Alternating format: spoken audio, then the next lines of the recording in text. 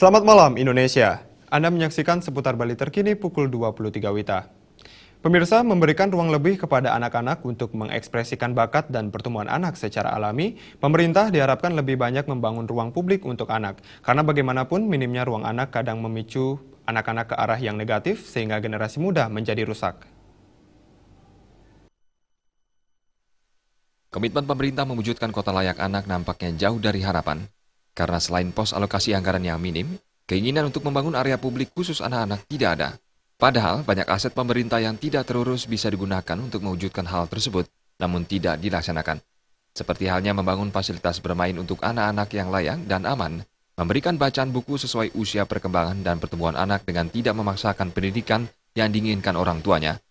Ketua Lembaga Perlindungan Anak LPA Bali, Nyoman Masni berharap, pemerintah lebih peduli terhadap nasib anak-anak seperti apa yang diamanahkan dalam undang-undang.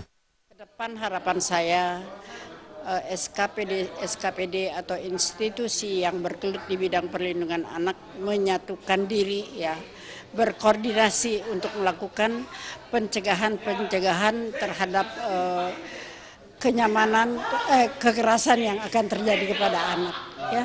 Jadi mungkin melalui pembentukan tim reaksi cepat ataukah itu satgas, apapun bentuknya kita tidak masalah, yang penting ada koordinasi dan ada gerakan-gerakan pemantauan tentang kesejahteraan dan kenyamanan anak dimanapun.